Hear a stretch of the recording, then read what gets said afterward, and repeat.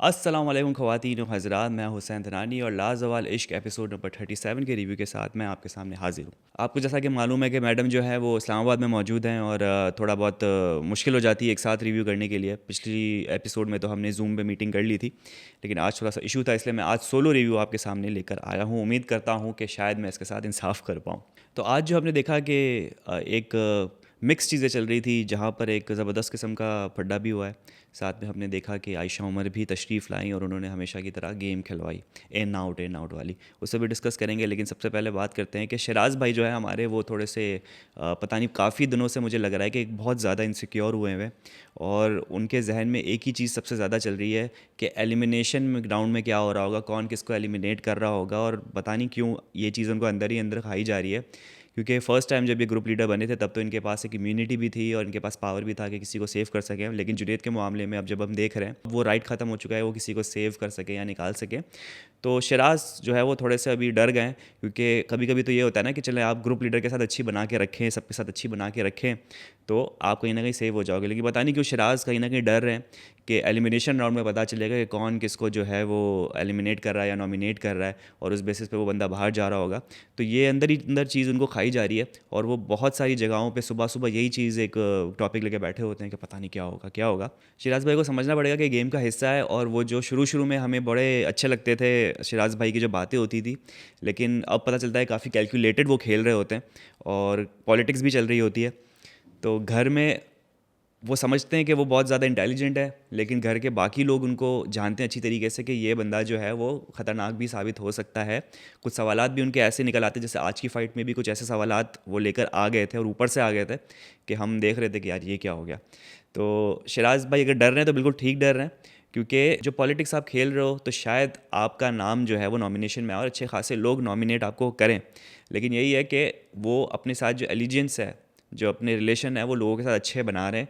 लेकिन you never know, जैसे फ़ातिमा के साथ उन्होंने अभी कन्फ्रंट किया था, और फ़ातिमा पे उनका भी काफ़ी आजकल जो है वो उनके सामने वो कह रहे होते हैं कि तुम्हें लगता है कि मुझे चीज़ें नहीं पता, लेकिन मुझे सब पता चलता है कि, और मुझे बतूल से या उरूज से पता नहीं चलता। एक और बंदा है, उनकी एक और चिड़िया, जिस तरह से आयशा उमर की चिड़िया मौजूद है, उनकी भी चिड़िया मौजूद है। तो इस तरीके से कहीं ना कहीं वो थ्रेटन और ये अपना खुद का वो भी दिखा रहे होते हैं पावर, कि देखो तुम्हें लगता है कि मुझे चीज़ें पता नहीं चलती, मुझे सब पता चलती है चीज़ें, और मैं सब सुन रहा होता हूँ, मैं सब देख रहा होता हूँ किसी ना किसी ज़रिए से।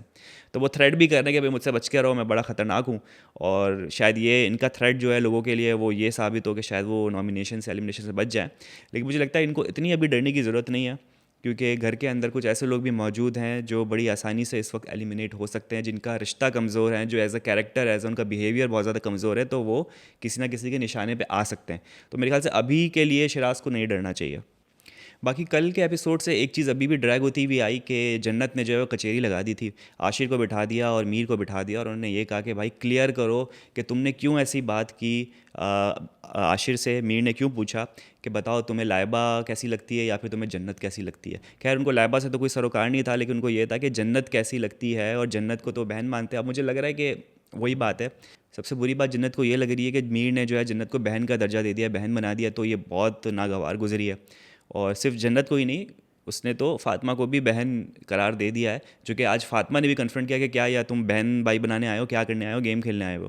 तो ये फ़ातिमा और जन्नत को चीज़ काफ़ी बुरी लग गई। लेकिन जन्नत के केस में, जन्नत के दिल में कहीं ना कहीं एक ओपनिंग थी, जो कि वो चाह रही थी कि शायद आशिर को हटा कर वो मीर के साथ इन्वॉल्व हो जाए। लेकिन मीर ने तो दिखा दिया कि भाई वो इंटरेस्टेड नहीं है, वो तो बहन मानता है। तो अब वो उसके पीछे पड़ गई है, जिस तरह से वो पहले वो मास के पीछे पड़ी रहती थी ना कोई बातचीत हो रही है, कहीं ना कहीं मास का टॉपिक आ रहा है, अब वो मीर को फंसा रही है उसमें। उसने आशिर को भी इन्वॉल्व कर दिया, और बात बिल्कुल सही है कि कौन किसी से कहता है कि भाई उससे पूछो कि तुम्हें जन्नत कैसी लगती है। आज तो भाई शराज़ भाई ने एग्जाम्पल दे दी कि भाई तुम्हारा एक भाई है और तुम्हारी एक बीवी है, तुम अपने भाई से नहीं पूछोगे कि मेरी बीवी तुम्हें कैसी लगती है। खैर वो सिचुएशन बहुत ही ज़्यादा एक वर्स एग्जाम्पल और एक बहुत ही एक्सट्रीम एग्जाम्पल आपने दे दी, ऐसी देनी नहीं चाहिए थी। वैसे जो बात की गई कि तुम्हें ये कैसी लगती है, वो एक लव इंटरेस्ट जब आपका है तो वो आपके मुंह से निकलनी नहीं चाहिए, जो कि बात गलत है।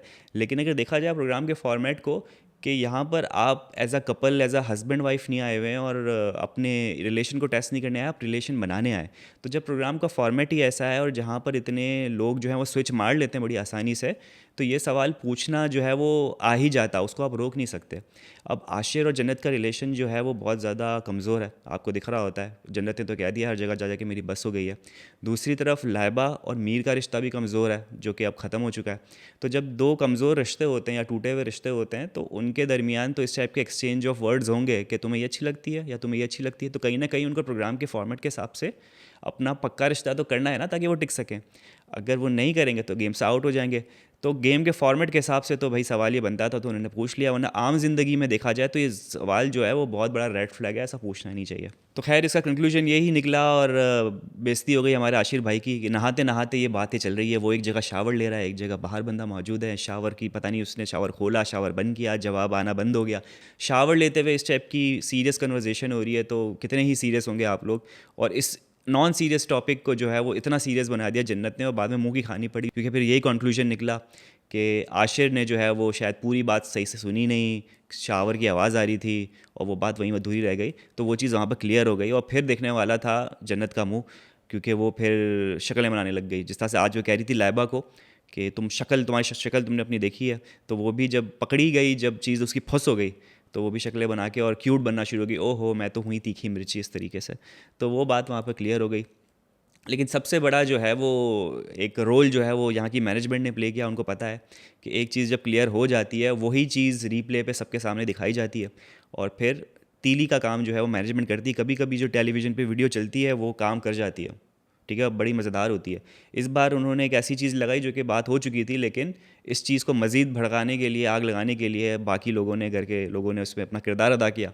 और फिर जो एक दूसरे पे अल्फाजों की, गालियों की बारिश हुई है, वो हमने और आपने देखी।